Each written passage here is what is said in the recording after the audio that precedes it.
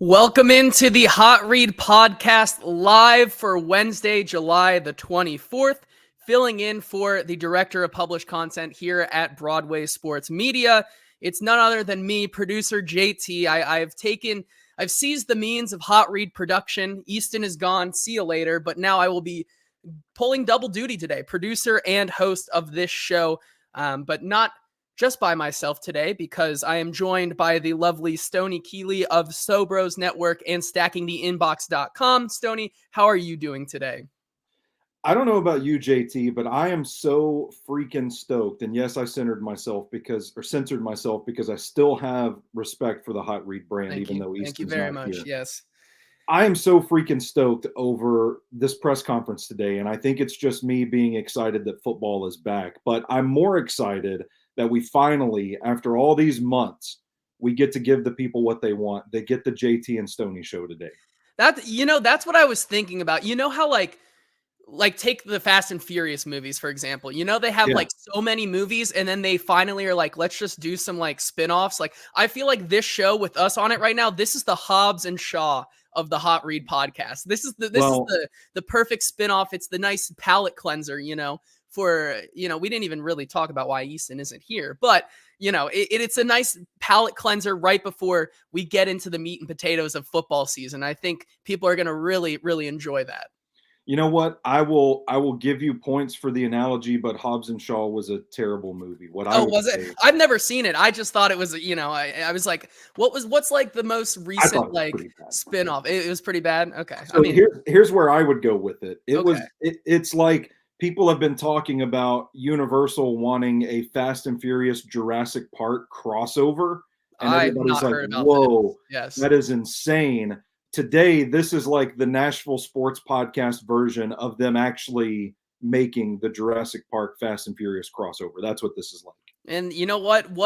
There's not a better day to do this. Officially football is back, like you said. Excited. I was there at St. Thomas Ascension Sports Park today for the press conferences of both Brian Callahan and Rand Carthen and company. A lot was said there today, and we're going to dive into all of it. But before we get into that, a couple of things. If you are on Facebook or Twitter, and of course, we are still only going live on Easton's Twitter and 440 Twitter because I hate Twitter, and it won't let me live stream on the places I want to live stream, even though I tried to go back in and they were like, you need a premium account to live stream on this. So I upgraded. I bought more X. I gave more money to Elon Musk, and it still won't let me do it. So if you're watching on one of those two, do me a favor and go over to the Broadway Sports Media YouTube channel or the 440 Sports YouTube channel so that you can join the conversation like so many of you are in here. D Good, Chef Ran, Conte, and let's see who else is in here.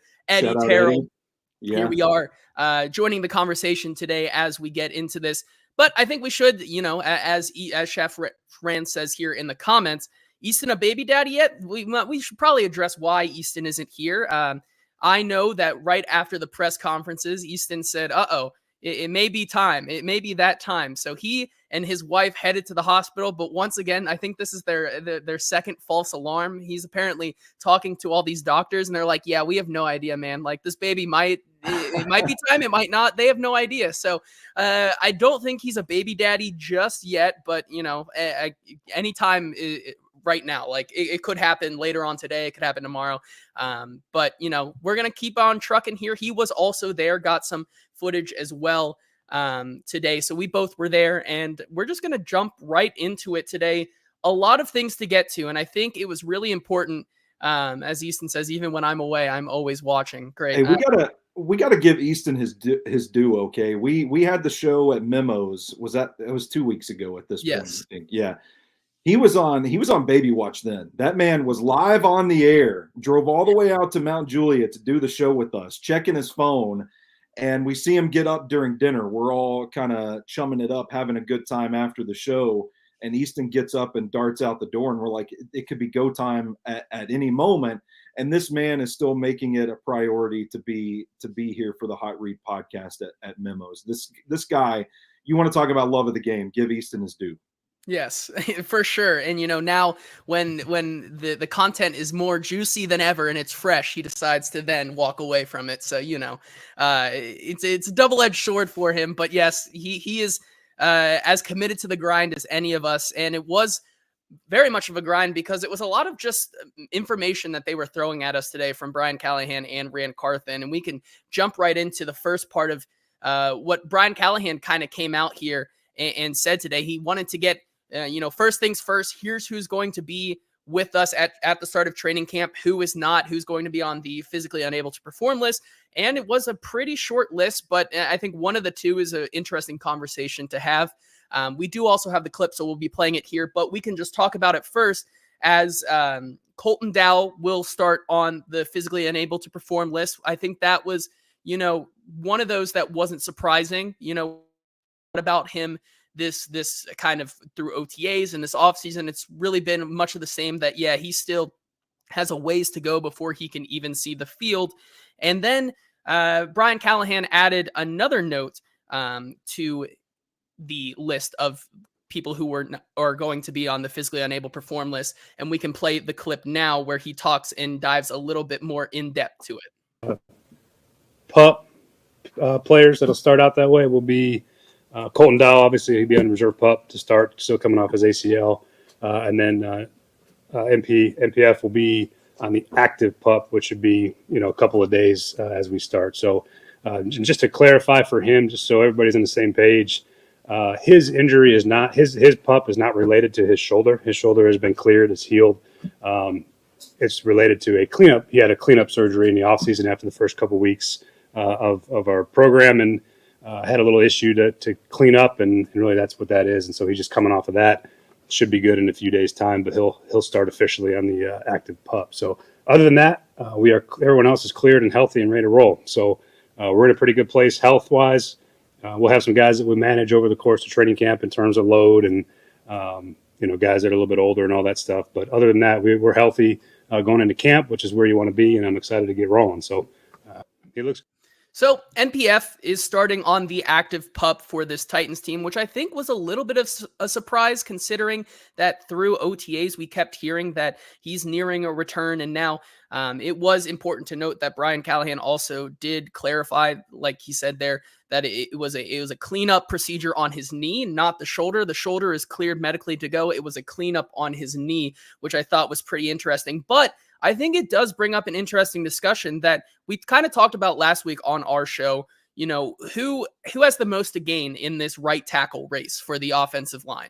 And I think one of the biggest points that I tried to make last week is that if MPF doesn't, he may be in the pole position right now, but if he doesn't get off to a good start, I feel like that gap between him and everybody else who may be vying for that spot, whether it's Leroy Watson, John Njoku, anybody else who might want to try and get Guron Christian, all these guys who may have a shot to get the right tackle position, I think that gap closes pretty fast if he's not able to get off on a good foot, especially when, everything starts to go and the pavement, you hit the pavement running and everybody's off to the races. NPF not being out there that first week or so is, from what it sounds like, is I think a big deal. Yeah, and I think the thing that concerns me, I don't know how you feel about this, JT. Would you be, I'll ask you, would you be more or less concerned if this was because of the shoulder injury?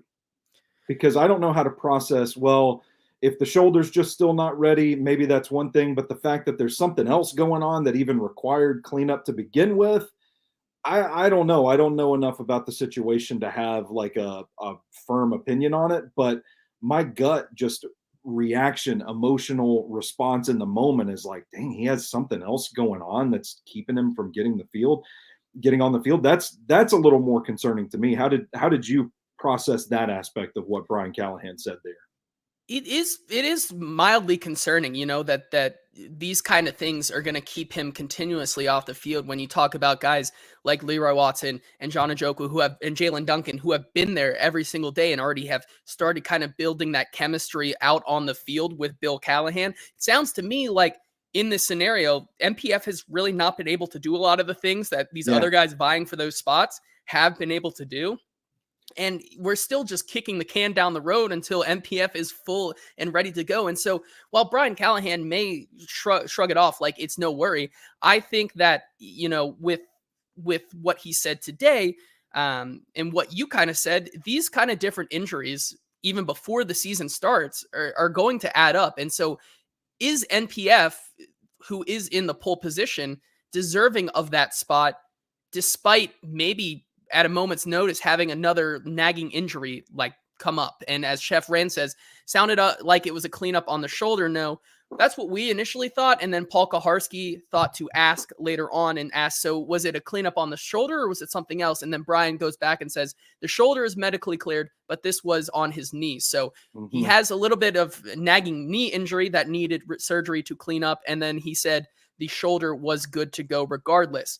But I think that does bring up a point that all of these injuries continue to just stack up. And so what's the point where we may see him only be out there a couple times over the next week and still feel confident that he can win the right tackle spot? I think there are some other guys who have been there, who have been putting in the work, have been trying to build some sort of, connection with the rest of their line, the chemistry there, who I think have a real chance to, starting tomorrow, come out there and prove that they are the guy to beat.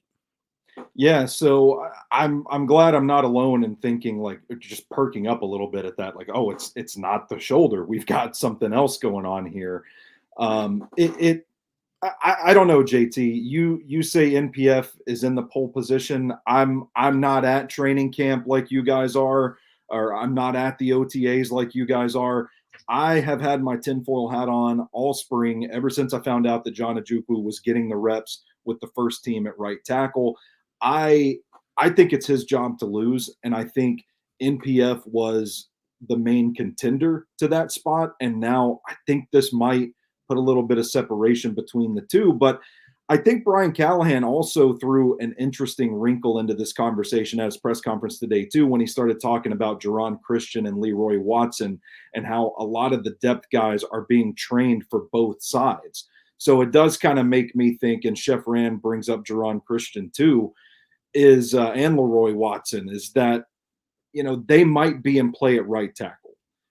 Initially, we heard Leroy Watson was at left tackle during OTAs, backing up J.C. Latham. But I think, it's certainly possible in a situation where this sounds like it's just going to be an open competition, that it could really be anybody's ball game. And I'm not so sure that NPF is in a spot right now where he's going to stake that claim outright early on. I kind of feel I'm still kind of riding the Ojukwu train, and maybe that's just me lost in my own sauce, but I'm with it, man.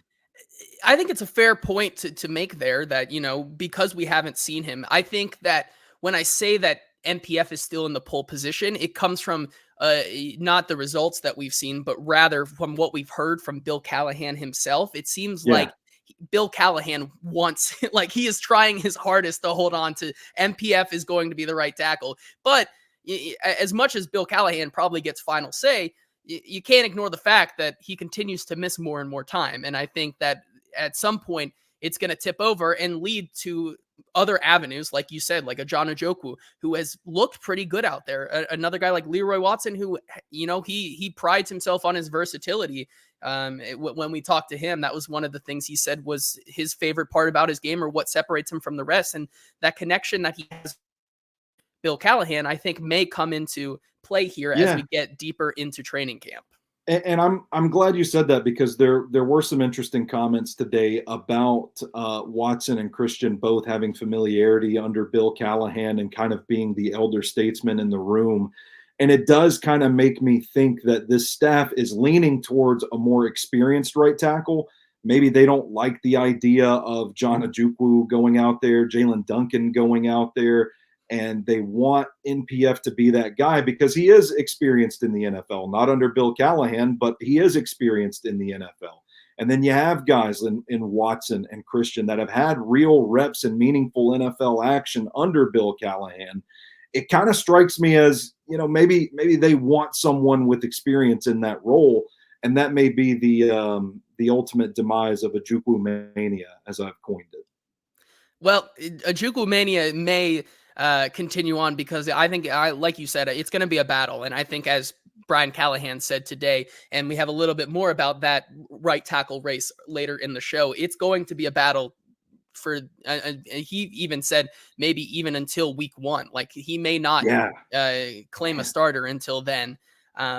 Let's maybe move on to someone who had a little bit more positive news and may have quieted the doubters just a little bit today. T'Vondre Sweat, I think, was another big story, and we knew that it was going to be a big question asked today. And as Kenneth says in the comments here, T'Vondre Sweat, full go. Let's hopefully put all this negativity behind us. Here's what Brian Callahan had to say. It's good. He looks ready to roll. Don't expect any issues as we get started. He should be dressed and practicing. And so with that, that's great news. T'Vondre Sweat, finally good to go. It didn't feel like there was even an ounce of, of not being confident, of doubt that T'Vondre Sweat would be out there, I think. Well, hang on there, JT, because he did say he's ready to roll. And what rolls? Round things. Secret dig at T'Vondre Sweat from Brian Callahan? Could he be out there just to roll? I don't know. But I think it does bring up an interesting point here with T'Vondre Sweat, assuming that he is going to be doing more than rolling out there, assuming he's going to be ready to go out there on the field as well. I think it brings back a welcomed addition to the rotation here with the defensive line. And I think that as we've looked at OTAs so far and we've gone through the offseason, there's been a lot of us who've questioned, do they have enough up front? And I think that is just because there has been a 300-pound hole that we just don't see him out there. So therefore we don't recognize that they have this guy, in the chamber ready to go whenever he is fully healthy. And so when you talk about it, it's kind of funny that coming into training camp, T'Vondre Sweat can kind of already be the reinforcements that they may need in this offense, because finally getting to see him out there with Jeffrey Simmons and a lot of these other guys who are fighting for some spots. Sebastian Joseph Day, you look at his former teammate Keandre Coburn, you look at Quinton Bohanna, who apparently, we keep talking about who is Quinton Bohanna, but apparently his nickname is Big Q in the training room, in the locker room. I don't know. He must be doing something right to get a nickname like that, but he's still in the mix as well after being brought in last season. But do you think that T'Vondre Sweat is enough for this defensive line to go into training camp feeling good about the position? Because there were some other questions outside of T'Vondre Sweat today about could they potentially bring in some more help? And Paul Kaharski brought up an interesting option, Carl Lawson, who has a lot of history with Brian Callahan. He asked Callahan if he knew if he was healthy or could be an option. To Brian said, I don't really know. I'm focusing on my team, which I think is a very fair and valid point. But it does bring up, could that be a potential option, or is it a necessary option for them to go out and get? So I really liked Carl Lawson when he was due for his big money contract, the second contract, and I was hoping the Titans would sign him back then. I honestly haven't watched a lot of his tape in recent years, but checking with people that I trust, the conversation has been not quite the same as he used to be. If he can stay healthy, he can still be a pretty strong contributor. I am worried about the depth of this defensive line because I think they are going to be putting a lot on Jeffrey Simmons and T'Vondre Sweat. And I apologize, my ring light literally just goes out in the middle of a show. Now it's like I'm recording from my closet somewhere. But I do worry about the depth there because I think they're putting a lot of pressure on Jeffrey Simmons, who, as good as he is, struggled to stay healthy over the last couple of seasons. I think T'Vondre Sweat facing questions going into the season. I think you're putting a lot on those two players specifically. I like Sebastian Joseph Day quite a bit. I think he could be a pretty good sub for Jeff when Jeff comes off the field. Not saying he is Jeffrey Simmons, but I think he's a similar style player, like really good first step, strong hands, control the frame, that sort of deal. Just move dudes out of the way and get inside. I think he can be that type. But outside of those three guys, I think there are some major question marks. I think Coburn's probably the best of the bunch. The way I would have it right now would be Sweat and Simmons as your top two in the middle, and then I would have Joseph Day and Coburn behind those two. Marlon Davidson, I think, has played some meaningful reps for the Titans, but he gets kind of pushed around a little bit, washed out against the run. I really like Isaiah Easton. I don't know if that's how you pronounce his name or not. The kid from Rutgers, an undrafted free agent. And we heard Rand and Anthony Robinson talk about the importance of finding those undrafted guys in today's press conference as well. And he's a guy that I kind of circle where the talent and the potential meet the opportunity. I think he could be a surprise guy that makes this roster and play some this year because they need depth and because he does have the athleticism and the talent to do more than he was asked to do at Rutgers. So I worry about the depth. I think there are some interesting pieces there. I would certainly be on board if they wanted to add Carl Lawson to this rotation. It's certainly an interesting option, and it's one that I think we continue to come back to because of the loss of Danico Autry and his 13 odd or so on sacks. Like that is still a big hole, and that's something that I think Jeffrey Simmons and T'Vondre Sweat are going to have to fill. So it's an interesting option, and they didn't leave out the possibility of possibly adding more talent, but we'll get to that in just a second. Moving on to, maybe the most important position on the team, Will Levis, and what he has been up to the past couple of weeks since we've been at OTAs.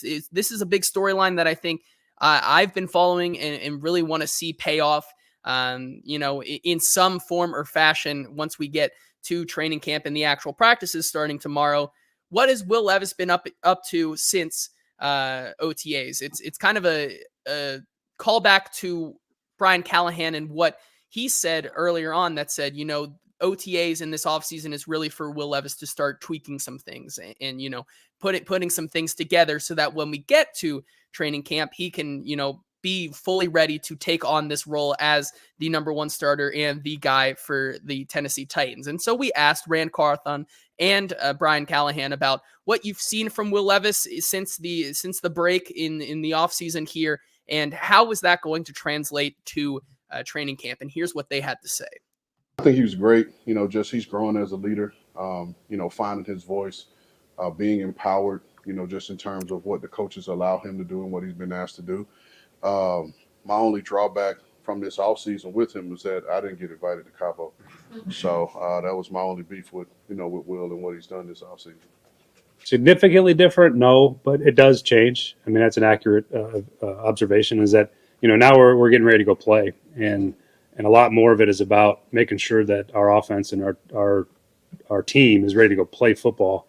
And so there's a little bit less of the experimenting and the tweaking and more about trying to really dial in and lock down the details and the expectations of the position and the job. And there's still some room for, some experimentation and but by this point, by the time we really get going, we need to be ready to play football, and it's less about those experimentations. Now, that's not to say that there's not work and technique and all those things over the course of an entire season, but the focus does change a little bit. And so I think that's an important answer to kind of come back to here. One, I think it says a lot from Rand Carthon to see how Will Levis has become more of a leader. I think that's something that you really wanted to see out of him as now the starter. And I think something you could probably expect this upcoming season. As we know, we talk about how hard it was last season for Will Levis to fall into the second round, potentially and pretty much start as the third quarterback on the roster last year, not really having a off-season routine, and now coming into this season where, you're looking at this morning on Instagram stories that Will Levis was the first one in the building. It's setting an example, I think, that we really wanted to see from Will Levis and what kind of person he can be, because we saw the kind of passion and fire last year in spurts out of Will Levis and what he could be as a leader for this team. And I think we're starting to see more of that, between the trips to Cabo and the workouts they're doing at Vanderbilt during the week. And now getting the praise from both Rand Carthon and the confidence from Brian Callahan to say, look, yeah, we did a lot of tweaking, but now it's really time for the install and to get this offense, working together as one unit. And I think that's where that leadership could really help out. Yeah, and I think it's another milestone to monitor on his development as a quarterback. I think at this point in the year, you've seen exactly what you want to see out of Will Levis. It's not just the stuff on the field, but it's the initiative to really step up, to want to be the leader of this offense, and to actually get to that point. I'm kind of with Rand, though. Like, I kind of want to go to Cabo too. Like, let's take the hot read. Let's take football and other F words. Let's take stacking the inbox, Broadway Sports, 440 Sports, all down to Cabo. Let's make it an annual thing. We can do live reaction shows. Everybody wins. Everybody wins in that situation. But if I knew that all it would take to get to rally the troops was a trip to Cabo, I'd have all the boys on the plane right now, because this is it's just awesome. It's just awesome to see. It's a breath of fresh air, I think, from Titan teams of old. They haven't had this in a while. You think of the Ryan Tannehill teams, it never really was like that under the Vrabel regime. Also talking about how it's different this year. There aren't any off-season awards, so none of the players can be cursed before the season even starts, because Brian Callahan isn't even doing that anymore. So I think it's a different it's a shift, and it also shows the youth that Will Levis can bring to this team, despite having some, a rather veteran core of offensive skill position players. So I think it's a really good mix here. And the biggest question left over is that I think we're starting to see the pieces fall into place for Will Levis to be a leader on this team. It's time for the results. And that's what I'm going to be paying attention to this week at training camp and beyond. But besides him being a leader and looking the part, I want to see what Brian is talking about. I want to see more of him being able to execute a lot better than he did at OTAs, because you're no longer, throwing different ways or tweaking things from play to play. Now you have to be pretty set in your ways for how you want to throw the ball. And like you said, there's always room to, to tweak some things and to always develop, but it's time to put that stuff in the rear view mirror, because it's like you said, it's go time. You're playing games soon. There's no time in the middle of a game when you got pass rushers coming at you to, work on your ball technique. And I think that's something that we definitely need to see from Will Levis early and often in training camp. I also thought it was really interesting that Callahan brought up trust and said, essentially, now is the time to be making those mistakes, to be taking those risks. And you just trust that in a meaningful game situation, he's not going to make those same decisions. But all you really have to go off of is the faith that he'll make the right call, because at the practice, you can pull him aside and say, why'd you do that? You're not going to do that in a game, are you? But it comes down to belief, and you're never going to get that answer until he's out on the field taking live rounds. All righty, let's move back to the right tackle conversation here, which I think is, I think there was an NFL article that came out that listed the 24 biggest battles across the NFL. And I believe the Titans right tackle position came in at number 19 on that list. I forget who wrote the article, but it was over at NFL.com. This is, protecting your quarterback, who you're putting a lot of faith and trust into this upcoming season, is a big responsibility for this right side of the line. And I think Brian doubled down and had some really interesting comments on the battle that will take place this upcoming season in training camp, and maybe even into the season. This is what he had to say on the matter. Those are going to be real. Those are real battles. I mean, those are real position battles, and they are open. So it's going to go probably the length of training camp. We'll probably declare at some point. If I won't hear who's going to start there until the opening game, to be honest. And that's the fair way to do it, because I think we got players that are capable, guys that are going to compete, and I think the competition raises the level of performance. And so those will be open jobs. That's a competition. Who you see out there the first day may not be who you see there the second day, and they're going to rotate and have equal opportunity. And so I think that's exactly what we've seen from OTAs already. Bill Callahan has really enjoyed rotating people in and out, and seeing, in his great offensive line mind, just trying to put the pieces together and see which one fits the best. And I think that's what we're going to continue to see here.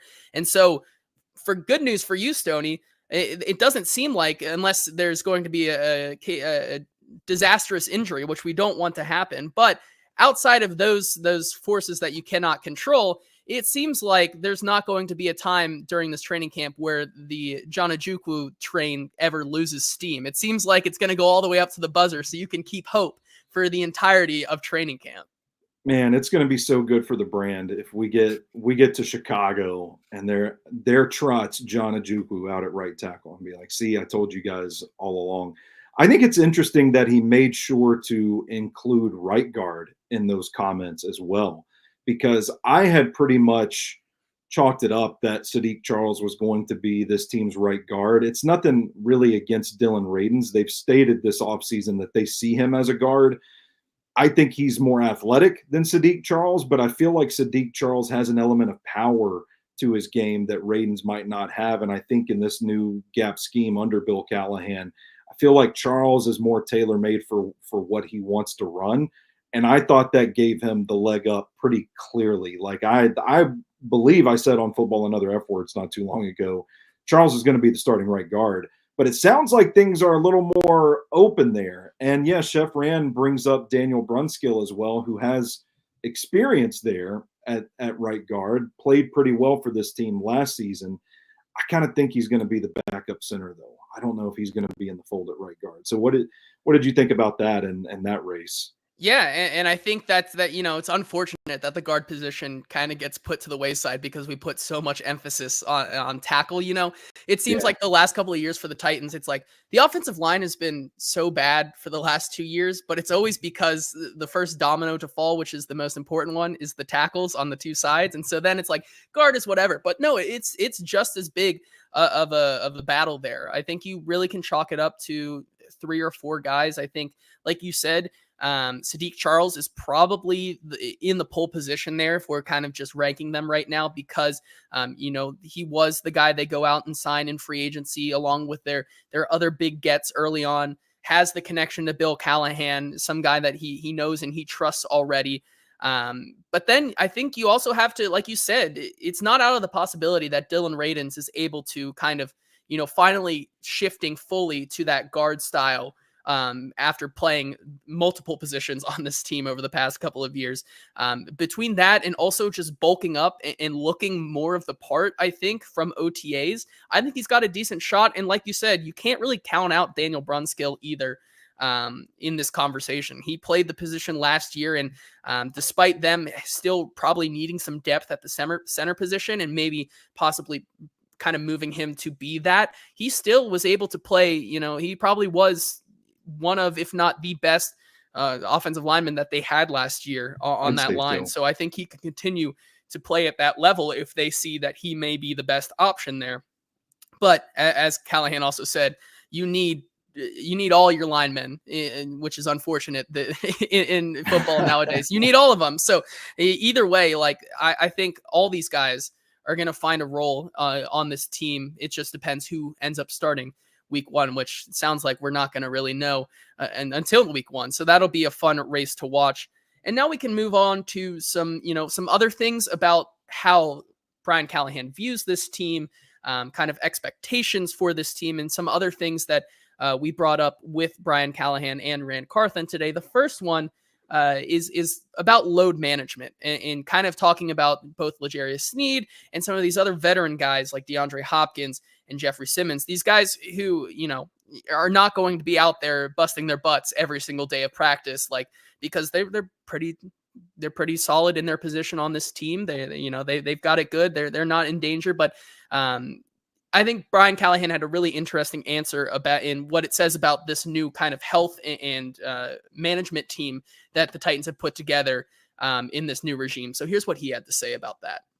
Some of it's injury related or coming off of injuries. That's a training staff.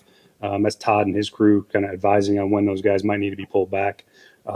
We also manage loads off of the GPS and the strength staff, so they manage all that in the sports science part on how many yards are running, how many full speed yards, what the accelerations and decelerations are.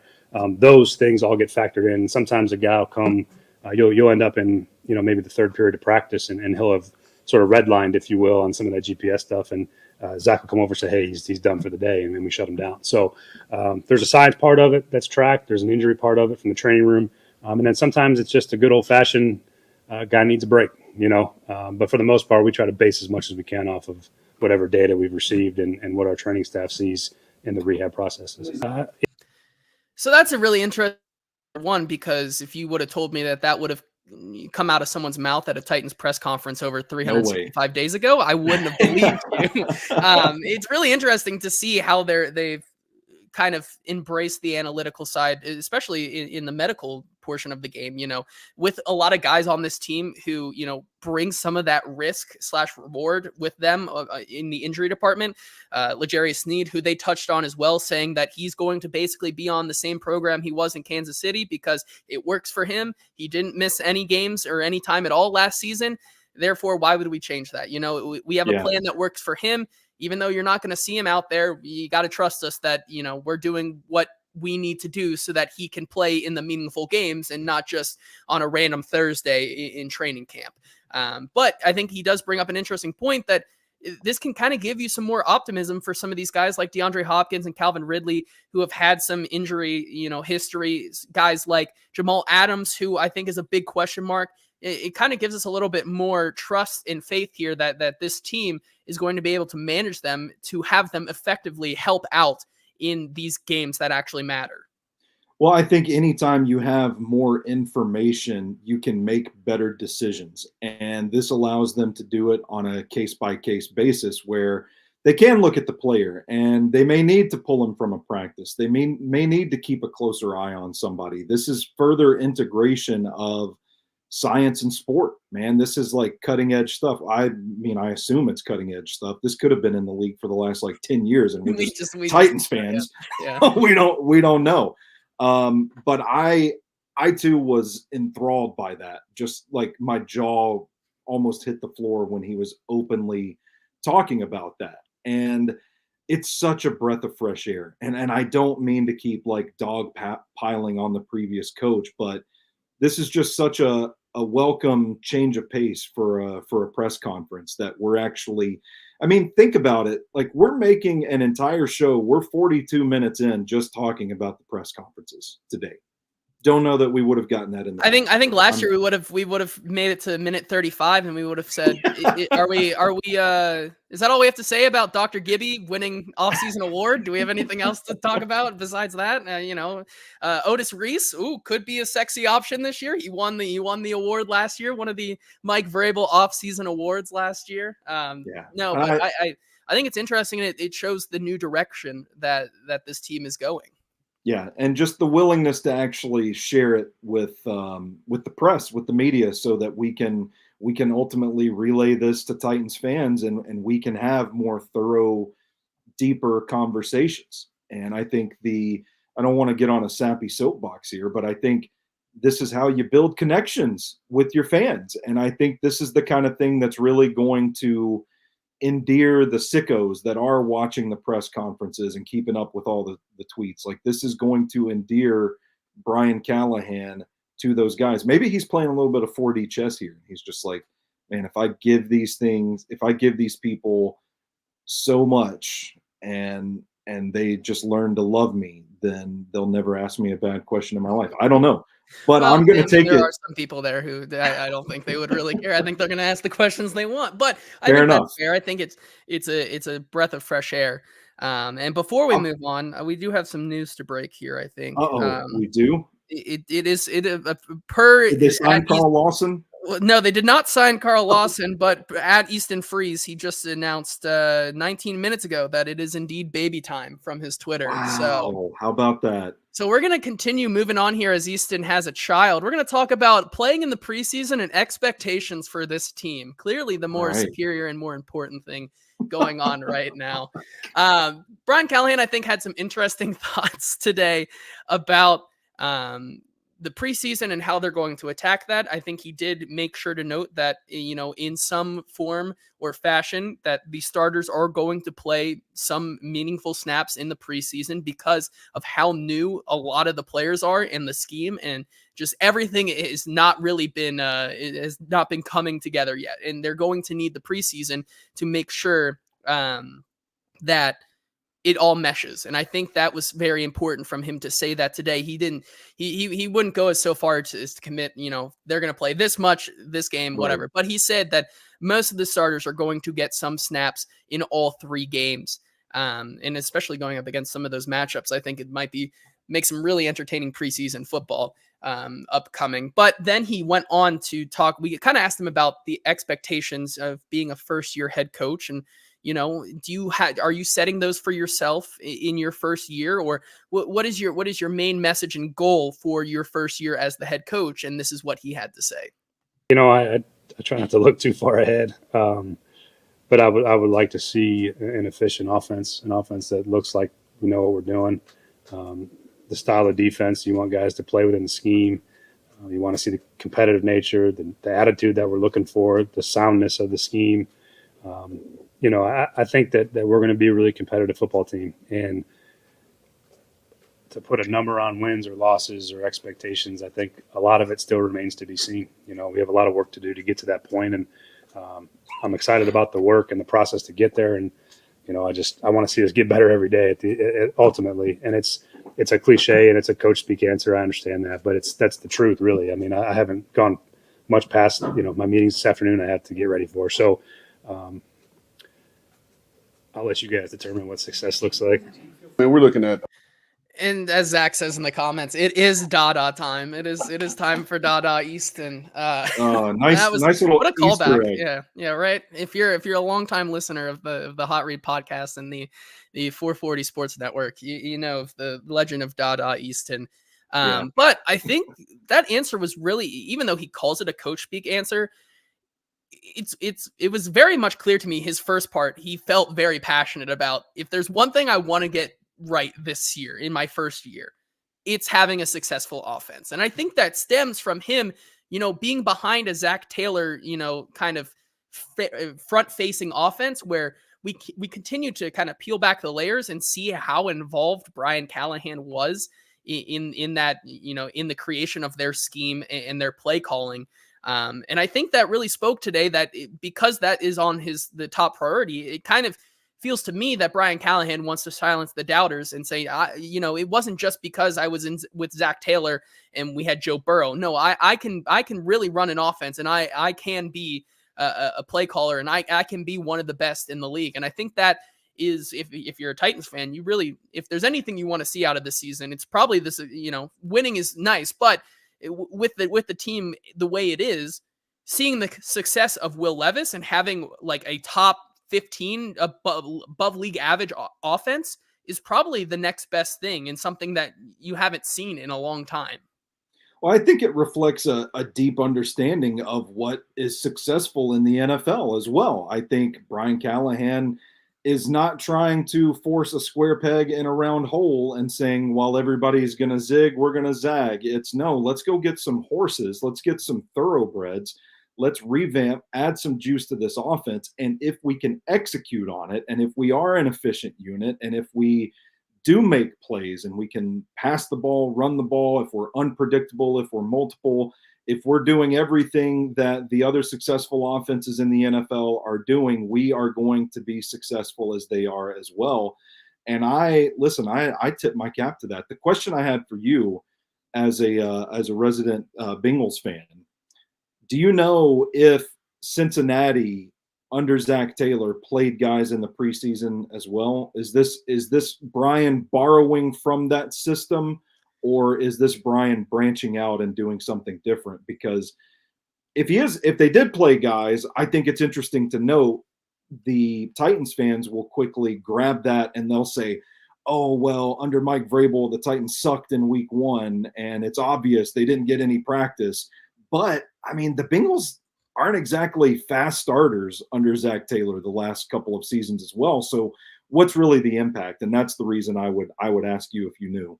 Well, I think definitely it's a deviation from the Bengals. I think first off, because I can remember last year, I believe I went to a Bengals Packers game where, Trevor Siemian had his 2-week stint with the Bengals and ended up starting that game with Andre Yosevas and Charlie Jones as his wide receiver 1 and 2 in that game, right? So, and they got absolutely steamrolled by Sean Clifford in that game. So I guess, Yeah. former alumni of my high school, so me and Sean Clifford, but but About that.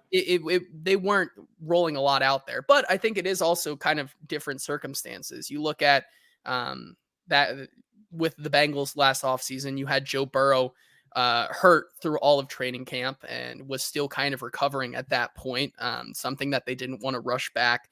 And also it was just more of a put together team, right? This Titans team couldn't be farther from gelling and meshing.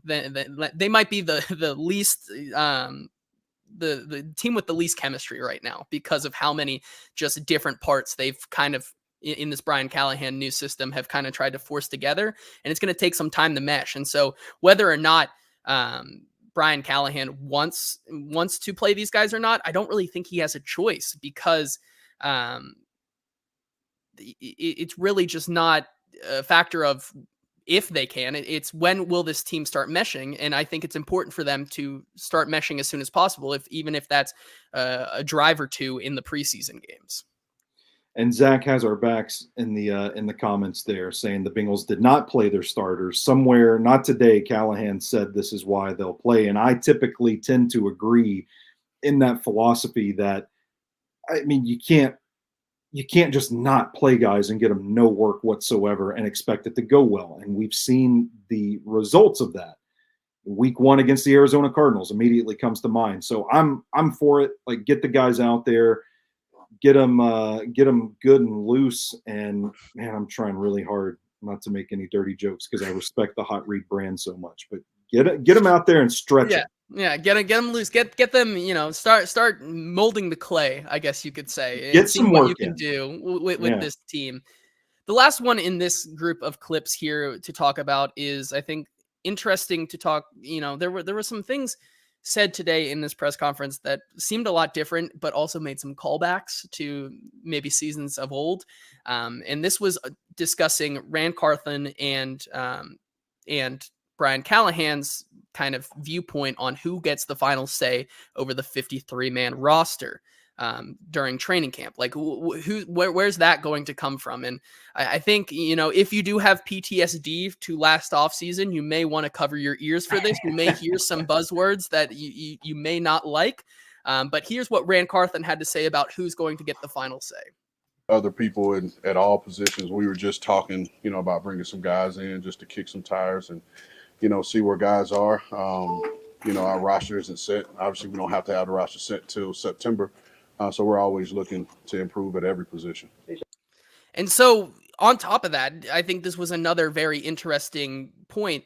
It doesn't seem like the Titans may be done. We talk about the even signing Jamal Adams, the possibility that they could bring in another safety because Jamal Adams doesn't really fit the exact bill of what they want to do. I guess with that safety position right now, with the talent they still have, you also talk about what we talked about earlier with the defensive line or the linebacking position. And so Rand Carthon made a pretty interesting statement today, both on this front that he's talked to a few GMs about, this is where we're thin on the roster and this is where we are full on the roster. Is there a possibility? He talked about, is there a possibility on the trade market, or because they have the 7th claim in waivers, they may look to use that to their advantage. So I would not rule out the possibility of the Titans still adding people once training camp gets into full swing. And then he talked about, that the 53-man, I thought this was the clip, but this was more about what he was talking about adding players, but who gets final say over the 53-man roster? He called it a collaborative effort and said that might be a buzzword that you do not want to hear, but it seems like it was, we're going to work on this together, but ultimately it is Brian's team. He says, my work is, kind of joked and said, it's your time, Brian. Like I've done all I can to make this roster work. Now it's in your hands. So I think they will still be, it seems a little bit more civil than years past, and there may have been some allusions. There may be some alluding to years past with Rand Carthon.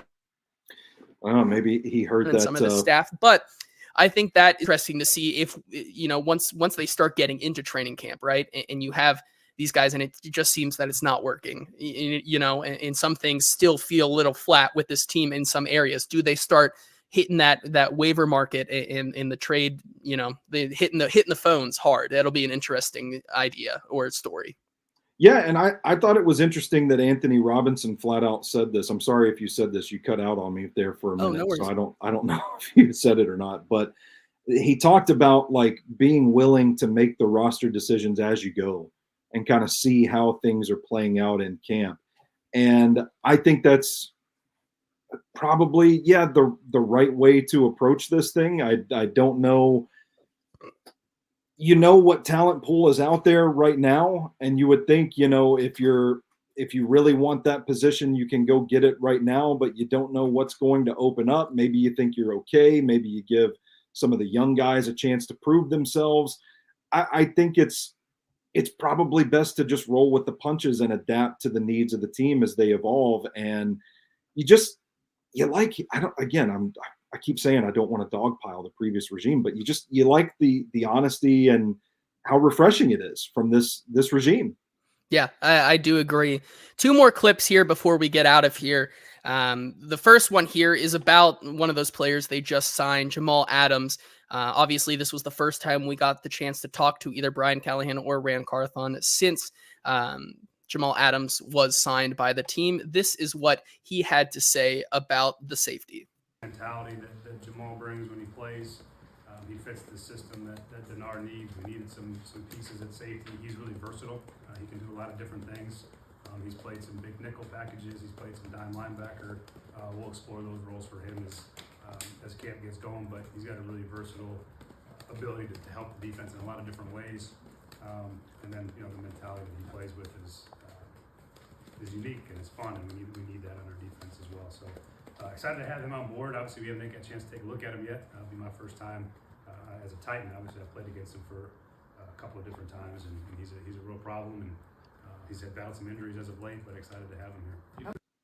And so I think it was interesting that not only did he call out the Denard Wilson connection there, but then even after this, he talked about, you know, having that connection with Steven Jackson, the DB's coach, and just feeling like this fit is going to work. And Ran Carthon doubled down on that, saying this was a prove it deal for us to give him, and he wanted a prove it deal. This feels like what Jamal Adams wanted, and it was just the right fit. So it seems like, and it's kind of what we've been talking about, even though he doesn't really fit the ideal piece that they needed on this defense at the safety position, we talked about, hey, could we see Jamal Adams probably play in some packages where he is that coverage linebacker or playing these multiple different versatile positions on the defense here.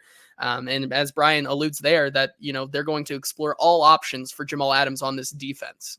Yeah, and I thought it was really interesting that the first thing that he mentioned was the word mentality. And then he expanded upon that by talking about the familiarity with Denard Wilson as well. Man, you see it still on Jamal Adams tape. I mean, people can say what they want about the guy, the injuries, the limitations from a speed, athletic standpoint, but the guy is a dog, and kind of makes you wonder if they felt like they really needed to inject some of that into the secondary a little bit and maybe get another guy, another voice in the room that can bark like a dog. He definitely fits the Denard Wilson style. That's kind of why he got his claim to fame and was a all pro under that Denard Wilson led safeties group in New York with the Jets. So I think, you know, as much as the player has his limitations, I think he fits what Denard Wilson wants to do. And as Chef Rand says in the comments there, blitz, baby, blitz. It's like, dude, it seems like sometimes that this offense is kind of revving up to be L'Jarius Sneed, Cheeto, and Roger McCreary just try to jam the wide receivers as hard as they can on the line and then just send the house with everybody else and see what happens.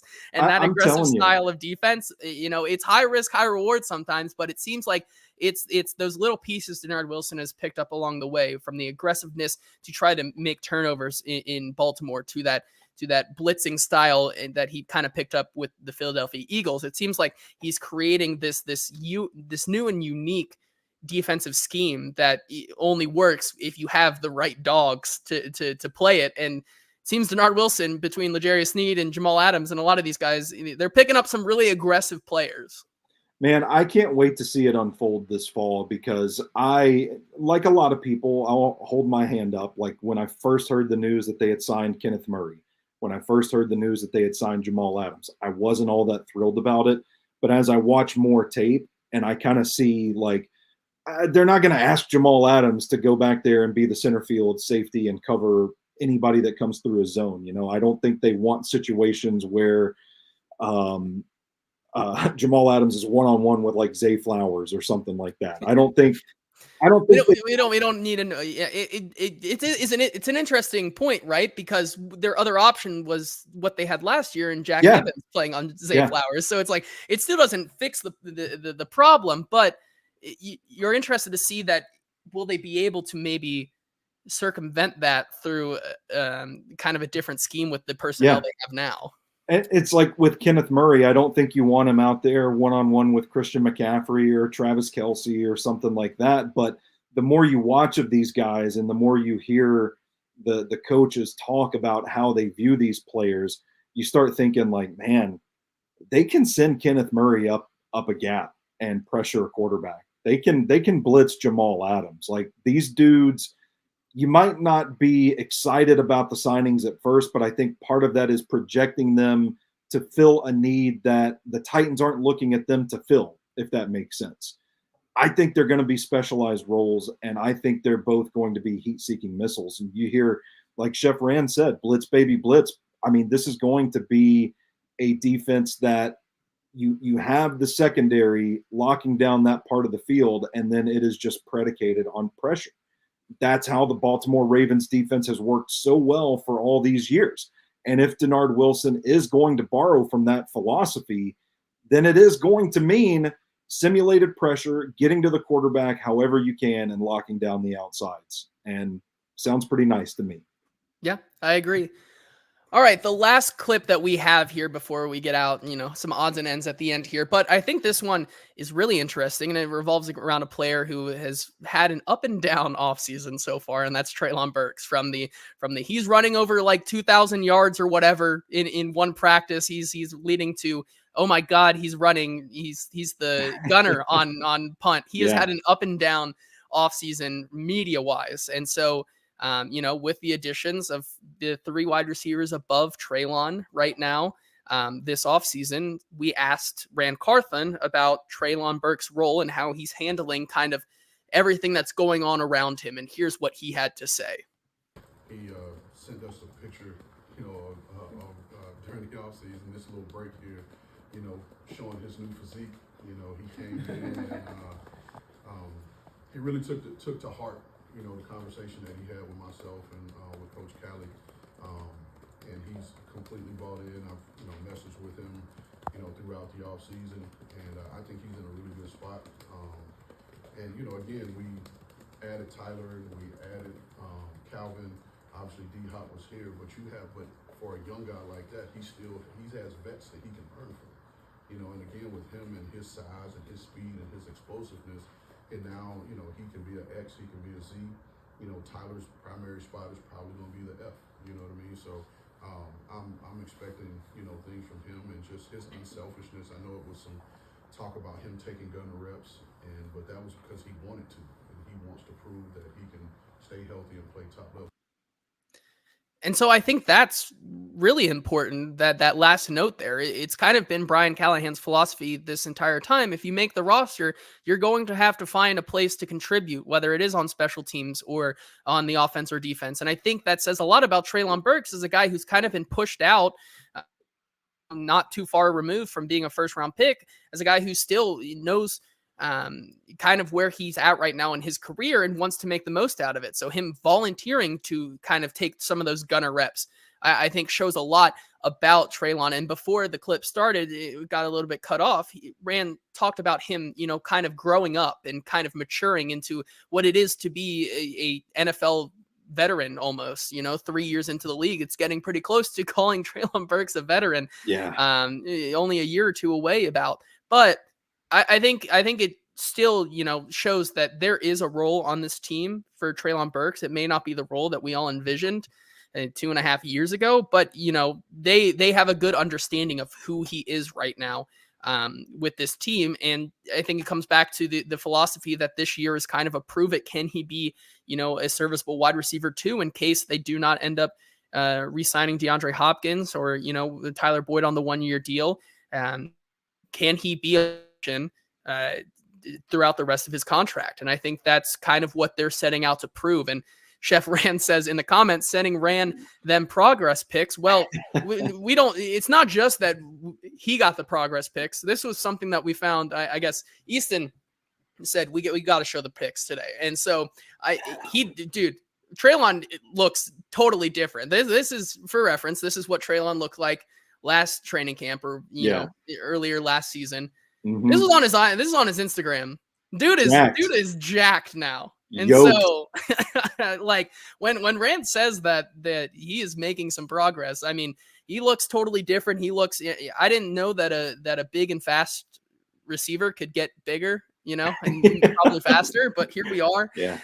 He's doing his thing. So I think that, it's good to not set the expectations for Treylon Burks. Everyone knows you look your best in a Hooters bathroom. I think it's really interesting that you could identify that was indeed a Hooters bathroom. I don't know if it was, but if it is,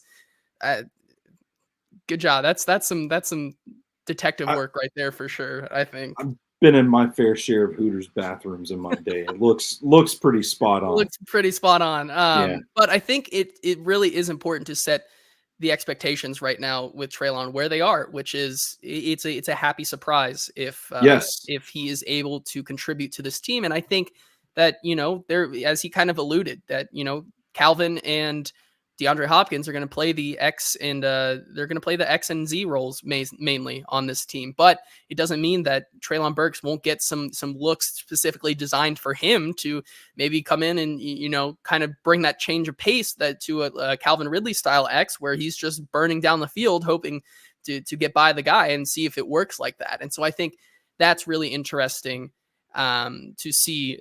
And it's going to be interesting to see how Treylon kind of responds to that this offseason or this training camp. Well, I think a fresh start has been good for him. And it sounds like maybe Rand Carthon got in his ear a little bit and told him like, hey, we got to get serious about asserting ourselves here. When you are drafted in the NFL, that hourglass immediately flips over and you only get so many games, so many reps, so many seasons before a franchise will move on from you. And I think we were approaching that territory with Burks. And I'm a big Burks fan. Don't get me wrong. I mean, hand up, I had him as wide receiver 1 in his draft class. I really liked his potential. Big-bodied, strong wide receiver that could make people miss or run through people with the ball in his hand in the open field, that kind of wide receiver.